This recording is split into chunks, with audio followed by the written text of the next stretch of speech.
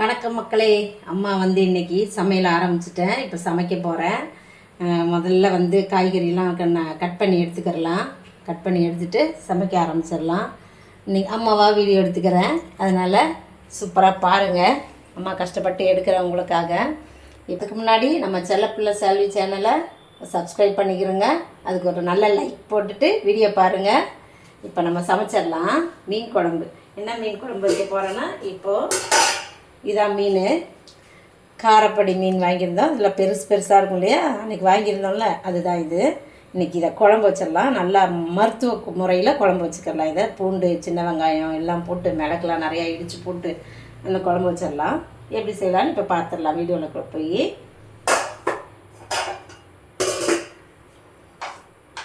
பார்த்துட்டு நம்மளுடைய அடுத்த வேலைகள்லாம் கொஞ்சம் கவனிச்சிக்கலாம். எல்லாத்தையும் சேர்த்து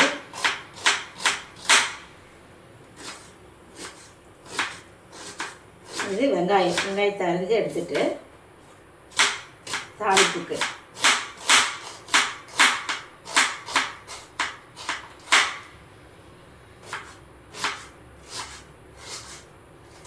இது மீன் குழம்புக்கெலாம் வந்து நம்ம நல்லா வெங்காயம் ரொம்ப பொடியாக நறுக்கணும்னு அவசியம் இல்லை. ஒரு பெரிய வெங்காயம் நறுக்கி வச்சுருக்கேன். அப்படியே சின்ன வெங்காயமும் நல்லா உரித்து வச்சுருக்கேன், தோல் உரித்து. பூண்டு, குழம்புக்கு தேவையான அளவுக்கு பூண்டு, புளி ஊற வச்சாச்சு. இங்கே மீன் வந்து ரெடியாக இருக்குது. இப்போ நம்ம வேலையை ஆரம்பித்து செஞ்சிட வேண்டியதுதான். எந்த வேலையை, மீன் குழம்பு வைக்கிற வேலையை ஒன்று தாளிப்புக்கு எல்லாம் எப்படி போடலாம் அப்படின்னு பார்த்துக்கலாம். இன்றைக்கி மண் சட்டியில் தான் அம்மா குழம்பு வைக்க போகிறேன். மண் சட்டி ரெடியாக இருக்குது. ஸ்டவ் பற்ற வச்சுக்கிடலாம். அடுப்பில் வச்சுட்டு ஸ்டவ்வை பற்ற வச்சிடலாம். ஆன் பண்ணி விட்டுறலாமா? சட்டி நல்லா காயட்டும். நம்மளுடைய மண் சட்டி காயறதுக்குள்ளே தக்காளியை வந்து அரைச்சி எடுத்து வச்சிடலாம். ஒரு 3 தக்காளி எடுத்துருக்கேம்மா. சின்ன ஜாரில் போட்டு நல்லா அரைச்சி எடுத்துக்கலாம். அப்போ தான் வந்து குழம்பு வந்து கொஞ்சம் திக்காக கிடைக்கும். அப்படியே நல்லெண்ணெய் கொஞ்சம் ஊற்றிக்கிடலாம். சட்டி காஞ்சிடுச்சு. இதில் தான் இருந்துச்சு வச்சுருந்தேன், கொஞ்சம் ஊற்றிடலாம். சூப்பராக இருக்கா நம்முடைய அஞ்சரை டப்பா. எல்லாமே வெந்தயம், மிளகு, மிளகா கிள்றதுக்கு சோம்பு, இது காஞ்ச மிளகா, கடுகு, சீரகம் எல்லாம் ரெடியாக வச்சுருக்கேன். ஒரே டப்பாவில் அப்படி கையில் அழகாக பிடிச்சிட்டு நம்ம போட்டுடலாம் எல்லாத்தையும். இன்னும் நல்லா காஞ்சிகிட்டு இருக்கு. நம்ம வெந்தயம் சேர்த்துடலாம். முதல்ல பூண்டு சேர்த்துடலாம். கூடவே சின்ன வெங்காயம், கூடவே நம்ம பொடியாக நறுக்கி வச்சுருக்க பெரிய வெங்காயமும் ஒரு கைப்பிடி அளவு சேர்த்துடலாம்.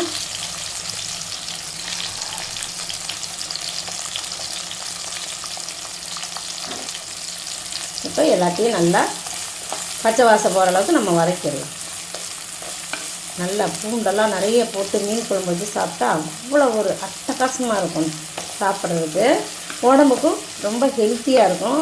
கருவேப்பிள்ளையை நம்ம ஒரு 2 கொத்து கருவேப்பிலை எடுத்து கழுவிட்டு சேர்த்துக்கிடலாம்.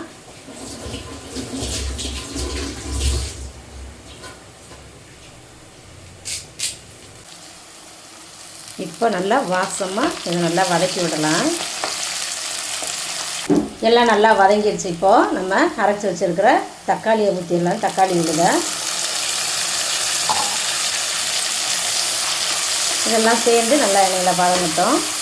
பச்சை வாசம் போகிற அளவுக்கு தக்காளி எண்ணெய் பிரிஞ்சு வரட்டும். கொஞ்சம்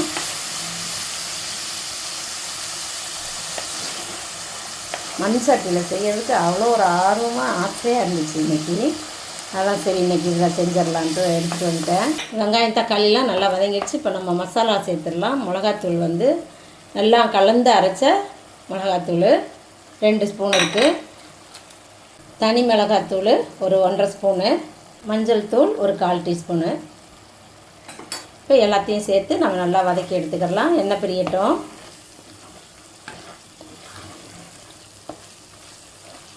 நல்லா மசாலாலாம் எண்ணெய் பிரிஞ்சு அந்த வாசம், பச்சை வாசம், மிளகாத்தூளில் தான் பச்சை வாசம் போகணும். அது போயிடுச்சுன்னா சூப்பராக இருக்கும் குழம்பு. கூடவே குழம்புக்கு தேவையான கல்லுப்பு சேர்த்துக்கிடலாம். முதல்ல தக்காளி வதங்கையில் போடவில்லை. ஏன் அப்படின்னா தக்காளி நல்லா அரைச்சிட்டோம்ல, அதனால் அது சீக்கிரம் வதங்கிடும். சரி இப்போ போட்டுக்கலாம்னு இப்போ போடுறேன். உங்களுக்கு தேவையான அளவுக்கு உப்பு சேர்த்துக்கிறேங்க. 1 ஸ்பூன் அளவுக்கு இடித்து வச்சுருக்கிற மிளகும் சீரகமும் இது சேர்ந்து நல்லா கலந்து விட்டுடலாம். மசாலாலாம் பச்சை வாசம் போய் சூப்பராக எண்ணெய் பிரிஞ்சு வந்திருக்கு. நம்ம வந்து என்ன செய்யணும்னா புளி கரைச்சி ஊற்றிடலாம். இதில் புளி ரெடியாக கரைச்சி வச்சுருக்கேன். இப்போ அதில் சேர்த்துடலாம்.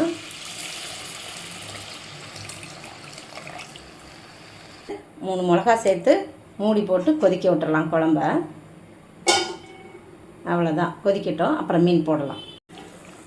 இப்போ மூடியை திறந்து பார்த்தா குழம்பு சூப்பராக கொதிச்சிக்கிட்டு இருக்குது. நம்ம மீனெல்லாம் அதில் சேர்த்துடலாம். செம்மையாக கொதிச்சிக்கிட்டு இருக்கு. இப்போது மீன் போட்டுடுறேன்.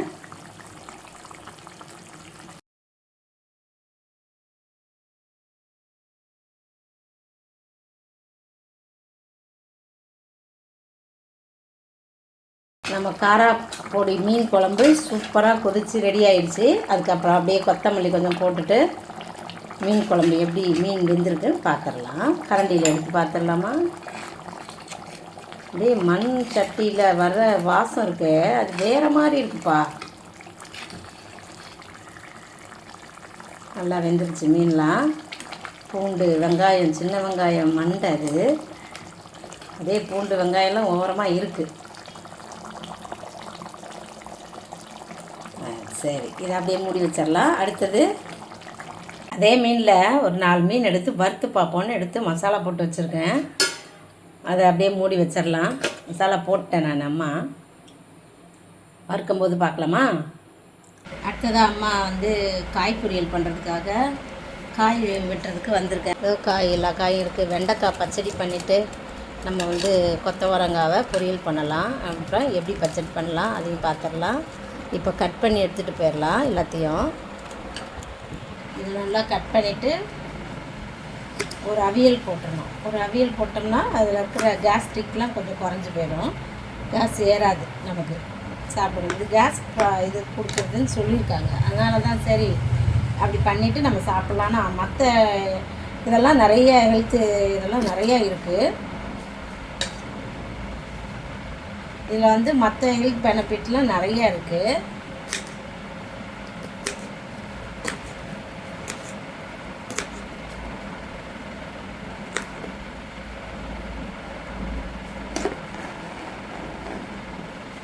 மீன் மசாலா போட்டு நல்லா வறுத்து எடுத்தாச்சு. எடுத்து வச்சுக்கலாம்.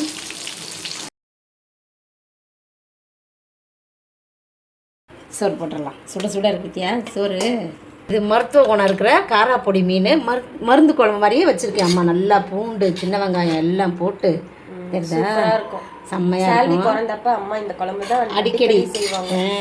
பால் நல்லா வரும். வந்து தம்பி வந்து சாப்பிட்டு போயாச்சு இன்னைக்கு இந்த மீன் குழம்ப. இந்த மீனே வறுத்தா எப்படி இருக்குன்னு பார்த்து இன்னைக்கு வறுத்தோம். பார்க்கலாம், இந்த டேஸ்ட்டு பார்க்கலாம். அப்புறமா வெண்டைக்காய் பச்சடி நம்ம தோட்டத்தில் வந்த வெண்டைக்காவும் கடை வெண்டைக்காவும் கலந்து வச்சுட்டேன் நான். அது கொஞ்சம் வந்துச்சு, கொஞ்சம் எக்ஸ்ட்ரா வாங்கி செஞ்சேன். கொத்தவரங்காய் பொரியல். காய்கறி நிறையா சாப்பிடணும்ல, விடமாட்டேன் நான். இனிமேல் டெய்லி காய்கறி எதுனா சேர்த்துக்கிறேன்.